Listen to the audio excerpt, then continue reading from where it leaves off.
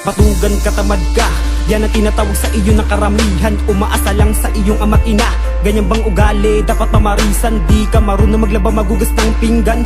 Utos na magulang mo, di mapakinggan. Kaintulog lang ang iyong ina at pagkasarap naman ang buhay mo. Kala mo mayaman, piling hari ka sa tahanan, madalas sa tambayan magdamag ka nakaupo. Kwentuhan magdamag pag inabot ng kinaumaga. Sasabihin sa sarili na kupo, uuwi ka na lang o sermon ng magulang mo. Pasok sa kanan, tainga labas sa kaliwa.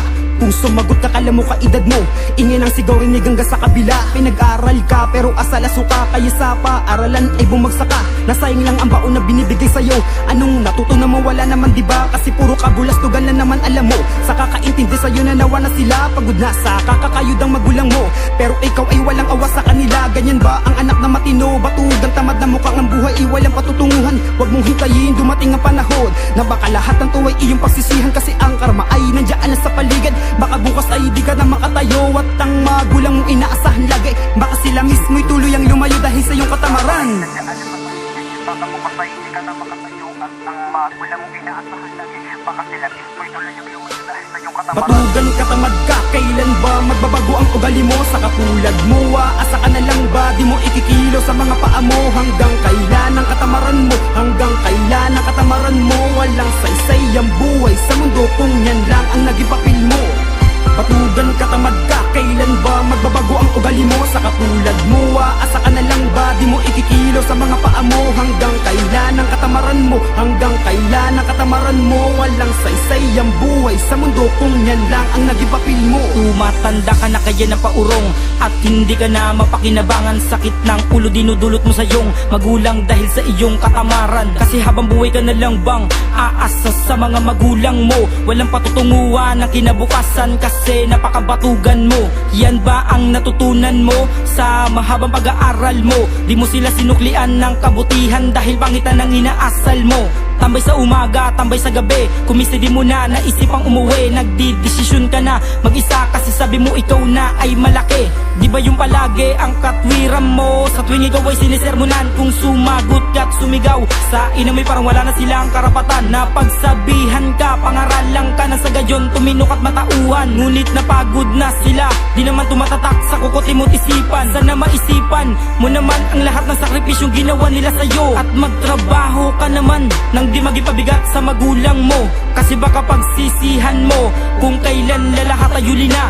Kaya kung ako sa'yo, bago-baguhin mo na ang iyong katamaran. Sisihan ko kung kailan lalahatayo na. Kaya kung ako sa'yo, bago-baguhin mo na ang iyong katamaran. Batugan katamad ka, kailan ba magbabago ang ugali mo? Sa katulad mo, asa ka na lang ba? Di mo ikikilo sa mga paa mo. Hanggang kailan ang katamaran mo? Hanggang kailan ang katamaran mo? Walang saysay ang buhay sa mundo kung yan lang ang naging papel mo. Batugan katamad ka, kailan ba magbabago ang ugali mo? Sa katulad mo, asa ka na lang ba? Di mo ikikilo sa mga paa mo. Hanggang kailan ang katamaran mo? Hanggang kailan ang katamaran mo? Walang saysay ang buhay sa mundo kung yan lang ang naging papel mo. Sana magkaroon ng pagkakataon, nagisingin ang sarili sa katotohanan. Isipin mo kung habang buhay ka na lang ganyan, ano mangyayari sa iyong kinabukasan? Paano kung sakaling gumanti ang kapalaran na lahat ng mga ginawa mo ibalik sa'yo? Makakaya mo ba tanggapin na maging ang iyong mga magulang na lagi mo sinasandalan ay mawala sa'yo? Dahil pagiging-tamad mo yan ang magdadala sa'yo patungo sa kawalan hanggang sa ikaw ay lumubog. Asa na pag-asa mo ay guminawa sa hinaharap, mali ka na kutob. Nagaganda ang buhay mo habang buhay nakakapit sa magulang mo. Dapat mag-isip ka matauhan dahil di mo alam ang tanda ng darating sa'yo. Dahil sa tangan-tanga mong katamaran, dapat alisin mo na sa iyong katawan. Mahiya ka naman sa balat mo at sa iyong mga sinasandalan. Tumayo ka dyan, magbanat ka ng buto.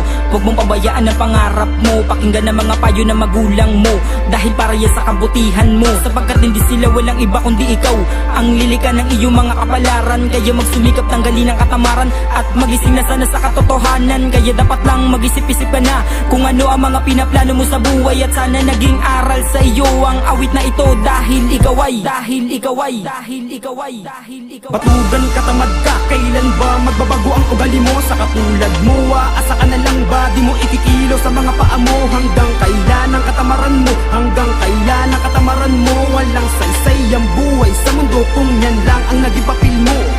Batugan katamad ka, kailan ba magbabago ang ugali mo? Sa katulad mo, asa ka na lang ba? Di mo ikikilo sa mga paa mo. mo? Hanggang kailan ang katamaran mo? Hanggang kailan ang katamaran mo? Walang saysay ang buhay sa mundo kung yan lang ang naging papel mo. Batugan katamad ka, kailan ba magbabago ang ugali mo? Sa katulad mo, aasa ka na lang ba? Di mo ikikilo sa mga paa mo. Hanggang kailan ang katamaran mo? Hanggang kailan ang katamaran mo? Walang saysay ang buhay sa mundo kung yan lang ang naging papel mo. Batugan katamad ka, kailan ba magbabago ang ugali mo? Sa katulad mo, aasa ka na lang ba? Di mo ikikilo sa mga paa mo. Hanggang kailan ang katamaran mo? Hanggang kailan ang katamaran mo? Walang saysay ang buhay sa mundo kung yan lang ang naging papel mo. Batugan katamad ka, kailan ba magbabago ang ugali mo? Sa katulad mo, aasa ka na lang ba? Di mo ikikilo sa mga paa mo. Hanggang kailan ang katamaran mo? Hanggang kailan ang katamaran mo? Walang saysay ang